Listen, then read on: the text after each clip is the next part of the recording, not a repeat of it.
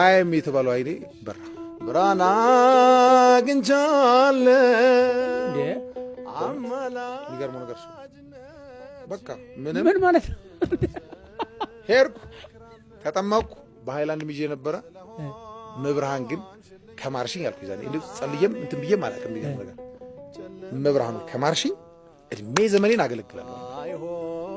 አውደ ምሕረት ላይ ምክንያቱም ሰንበት ትምህርት ቤት እያለሁኝ አንድ ልጅ ነበርችና አንተ እኮ ጸጋለህ አንተ እኮ ማገልገል አለብህ አንተ እኮ እንዲህ ምናምን ትለኝ ነበር እኔም ማገልግለው መብርሃን አይነ ስትሰጠኝ ነው አልኩኝ ብያት ነበር ይዛኔ እሷ ከዛ ያትዛለኝና መብርሃን ቃሌን መፈጸም አንቺም ቃልሽን ስትፈጽሚ ነው ብያት ነበር ጸበል ስትጠመቅ የስን ቀን ጸበል ሄድኩ ጧት እንሄዳለን ከጥር 1 ጀምረን እሺ ጥር 16 ላይ ግን እንግዳ ነገር መጣ 16ቱንም ቀን የተጠመቀው አዎ መጠመቅ ነው መቀባት ነው መጠመቅ ነው አንተ አይኔን እንዲበራ ብለን ሄድከው አይደለም ባልጠበቅኩት መንገድ ግን የሆነ ማለት እግዚአብሔር ስራውን ይሰራል አንድ ቀን ብያ ምናለው እኔ ጋር ተስፋው ነበረኝ እሺ ምክንያቱም ህክምና ሞክሬ አልተቻለም ምንድነው ነው የሚሉት ዶክተሮቹ ስትሄድ ሌንሱ ይንቀሳቀሳል እና ማከም አንችልም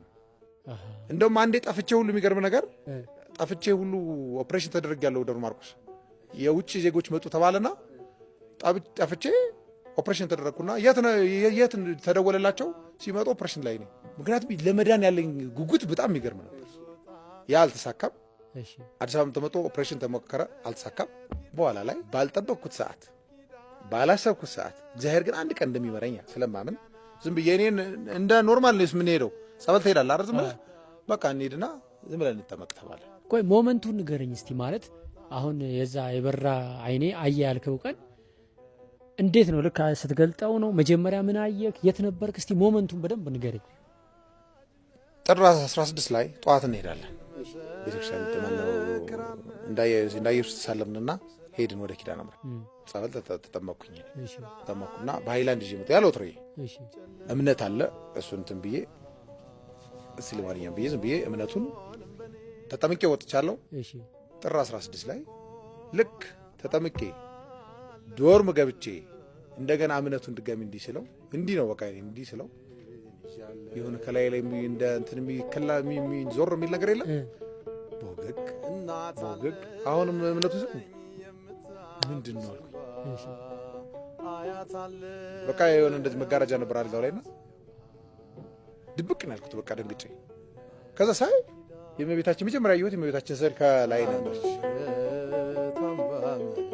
ሳይ የእመቤታችን ስዕል አየሁ ሙሉ ከለሩ ታየ በቃ ሙሉ ታየኝ እሺ በቃ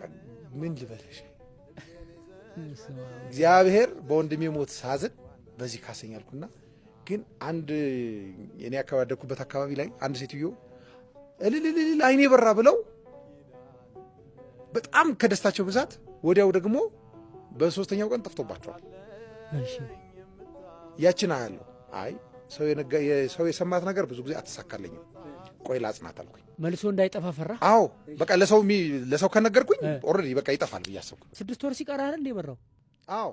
እና ከዛን ከበራ ቀን ጀምሮ ዝም አልኩኝ ለማንም አላወራው ዶርም ውስጥ ያሉት አይነ ስውራን ናቸው እና አያያቸው መልካቸውን እንዴ